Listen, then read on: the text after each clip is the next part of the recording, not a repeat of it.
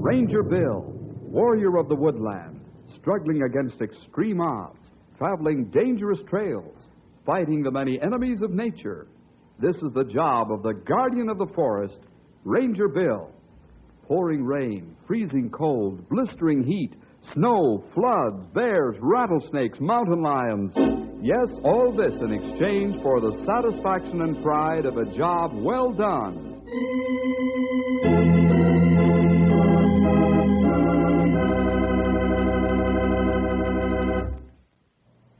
One time a man complained to his boss about a fellow employee. The man told the boss every time he went by the other man's office, he always found him staring out the window. The man wanted to know how the other fellow got away with it. The boss told him that if he came up with ideas like the man in question did, he'd get paid for staring out the window too. Ideas come from minds that do creative thinking. These ideas are what have given us the wonderful machines and gadgets we have today. In our story today, we find a young man who has an idea. I like to call this one the Tugboat Cowboy.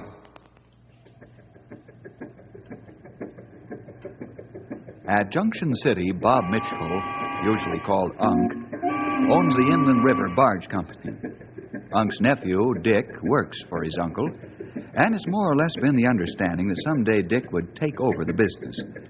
But right now, Unc is pacing the dock in a stew because both of his tugboats are laid up with engine trouble. What's the matter, Unc? What's your face all powdered up for? Oh, the otter's laid up with a busted engine now, too. Of all the businesses in the world, I had to get mixed up in river barging. It's a dumb and stupid kind of work. If one tug ain't laying down on the job, the other is. Or else a barge's got a leak in it, or else it's new houses to buy. It's always something to keep a man hopping. Never a minute's peace. Well, Unc, that's business. I don't know what you're yapping about, though. You made money. Sure, I made money, Barney. But I worked hard for it, too. Every winter we spend from October to Christmas busting ice on the river just so we can get enough stuff in here to carry everybody over the hard, cold part of the winter. Then the big freeze comes and we haul everything out of the water and into the shed so we can get them ready for spring and floodwaters. I'm tired of it, Barney. I thought the general idea was to let Dick take over so as you could relax and take it easy. What's that Tugboat Cowboy know about this business? Besides, things are slowing down up with the railroads and trucks working against us. You'd do better to get in something else.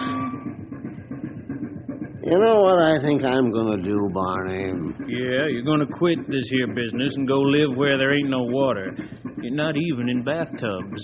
How'd you know that? Because you told me that at least 24 times in the past year and a half. Oh, that's so? Well, this time I mean it. I made up my mind. I'm going to sell out lock, stock, and life jackets.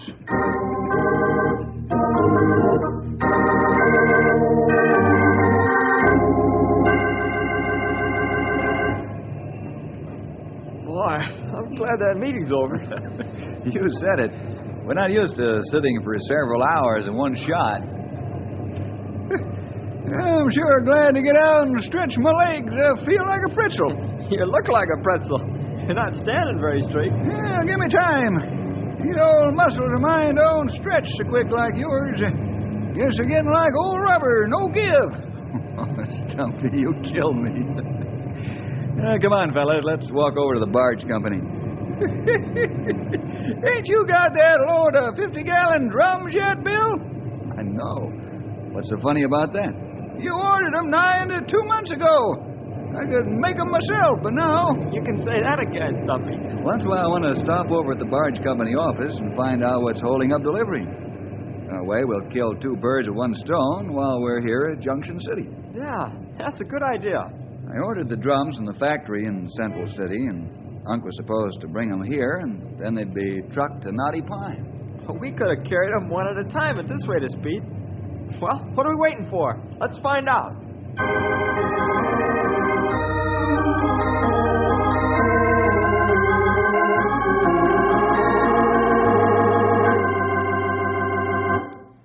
What do you mean I don't do things right? What do you mean by telling that to a man who's been in this business 40 years? Unc, I'm not trying to insult you, but simply to point out where you're slipping. Where I'm slipping? Why, you young upstart. I was skipper of a tugboat before you wore out your first pair of three-cornered pants. And what's more, you're still not dry behind the ears, you river cowboy. You handle a tug like it was a kiddie car. And someday you're going to rip the bottom out of one of them, and then we'll see how smart you are. You'll be laughed off the river. Will you let off the throttle long enough for me to explain? All right, go ahead and explain.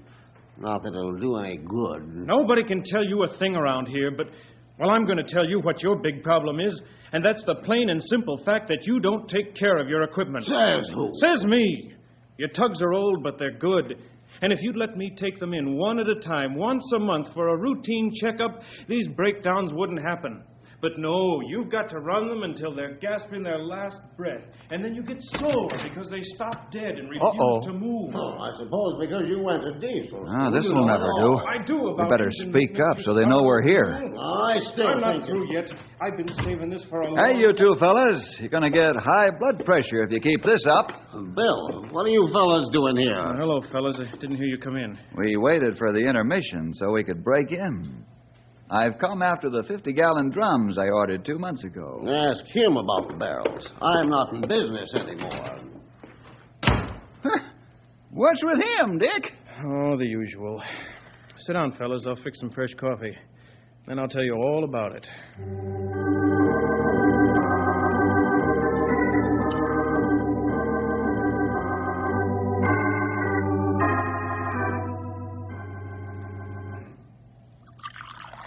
Help yourself, fellas. There's some fresh sweet rolls under the cake cover. Thanks, Dick. Do you think Unc is serious this time, Dick? I wouldn't be surprised that he is, Bill. I know he's threatened to quit many times, but, well, that only goes on for so long, and then it finally happens. Hey, is business that bad? Oh, it's dropped off some, but, well, that's his own fault for the reasons you fellas heard as you came in. No doubt you did hear us. We were yelling loud enough to be heard a country mile. Yeah, we heard you all right. Sure, but why, it's normal, isn't it, to have a disagreement once in a while? Yeah, maybe it is, but, well, I don't like it. I just got a little fed up with his perpetual grumbling when 9/10 of it is his fault. I always heard that you were going to take over the business and Unc was going to retire. Well, I guess Unc's changed his mind. He thinks I should be in a better business than this. Perhaps he's right, Dick. He's been in this game a long time, you know. Well, I appreciate his experience, but, well, he's lost his fight. Well, there isn't any business that doesn't have its ups and downs, and the river barges are no exceptions. The thing we have to do is to inject new ideas into this job to meet the change in conditions. Have you got some ideas? Have I? Oh, man, that's all I've been doing for months is thinking up ways to give this business a shot in the arm. Would you tell us your ideas? Well, sure, why not? I know you fellas can be trusted to keep quiet.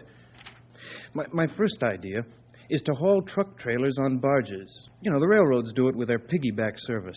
Piggyback on barges? Sure, why not? Why not is right. You're using your head for something more than to keep your ears apart, Sonny. That's a real idea you got there. I think it is too, Stumpy. I've carefully thought it out from all angles. Yeah. Have you talked to Unc about this idea of yours? Sure, until I'm blue in the face. He tells me I'm daydreaming and says I should spend less time doing it and watch where I'm going when I'm on the river before I crack up a tug. That's why he calls me a tugboat cowboy. Because I have fun when I'm on the river by dodging the sandbars instead of plowing the tugs through them at full speed, which, by the way, is pretty hard on the tugs. I can see that all right. You think your ideas will pay off? And how? Well, look at the map of the river. We can haul cargo on the barges up the river and save 2 days as against railroad time and 3 days against truck time. Well, if that's the case, I don't see where you've got any problem selling your idea. Well, I don't think I would either, Bill. Except to Unc. And he owns this outfit. Perhaps there's some way we can persuade the old fella. Oh, I hope so. Hey, well, I've got to get down to the dock and take a look at the tug's engines, find out why they won't go. You fellas want to come along? Right. Sure, glad to.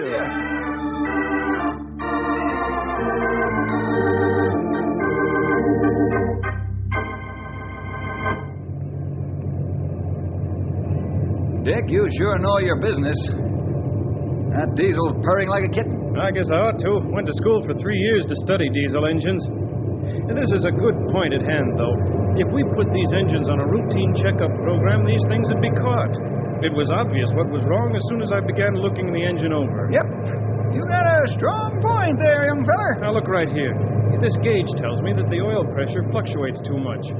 I think there's a small leak in the line. If I didn't catch this now in a checkup, the engine would run until the line ruptured, and then we'd be in a mess. So you can see the problem I'm up against. Yeah, I can understand now that you're beating your head against Unc, who is the same thing as a stone wall. You ever thought about leaving him and going into business for yourself? Oh, I've thought about it, Bill. Well, I like the old gent. He's raised me since I've been knee-high to a scupper, and he's like my own father. Oh, he's rough, and he's tough, and he can still lick his weight in wildcats. But on the other hand, he sent me through school and then to diesel school. And that cost a lot of money, because he wouldn't let me work while I was in school. Said I needed all my time for studies. He's my family. I understand, Dick. But he's stubborn as a mule stuck in the mud, and that's what infuriates me. We could have it real nice, but it's one battle after the other. How would you like it if I talked to Unc? Would you? I've been trying to work up enough nerve to ask you for help. Oh, I'd be pleased if you would talk to him. Okay, I'll give it a try.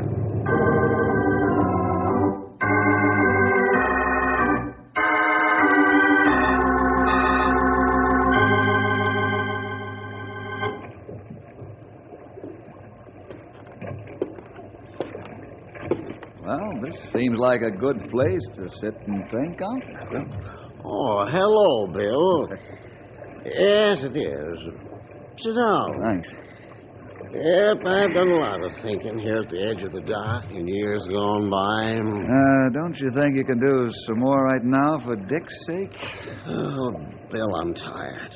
Tired of thinking, tired of working. Just plain tired and disgusted. Unc, have you ever thought of retiring and letting Dick run the business? Yeah. Why don't you? Oh, I'd rather die with my boots on. Don't try to pull the wool over my eyes, you old fox. What do you mean? I mean, I wasn't born yesterday, and I know why you won't retire. Oh, is that so? Suppose you tell me. You don't want Dick to show you up. Also, you're afraid to grow old. Unc, you should be enjoying the retiring years of your life. Hunting, fishing, taking trips, or just plain loafing. You know, it's a real credit to the founder of a business if he can develop a younger man to take over and make the business hum after the founder steps aside. Oh, you could come around once in a while for old time's sake, but just to visit. Why hold the young horses back? Let them do the work that they're supposed to do, and let the old horses stand out in the pasture under a shade tree and rest, and watch the youngsters work like you did when you were young. Maybe you're right. I ain't made up my mind yet. Give Dick his chance, Unc. I know he thinks the world of you, and he wants to build up your business as a tribute to you.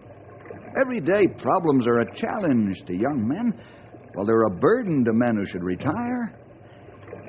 You know, I think you'll like Dick pretty well to care for him all these years like you have. Yep, he is a good scrapper, ain't he? And he's got brains, too. Yeah. Why not let him use them? Well, I know what his grades were at diesel school. One of the smartest lads that ever took a wrench to an engine. You're right. And you're the man who's holding him back.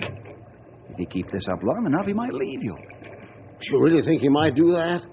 Why, the ungrateful... Whoa, there. If he does leave you, it'll be your fault. He's like a horse chafing at the bit, Unc. He'll do one of two things. Either break loose and run away or give up. I wouldn't want him to do either. Why, he's the best man on the river. Well, next to me, that is. Come off it. Admit that he's better than you. And if it's true, the credit goes to you because you trained him and developed his skills. You gave him the incentive to become as good as or better than his teacher. Be proud of him, but not jealous. I never gave this that.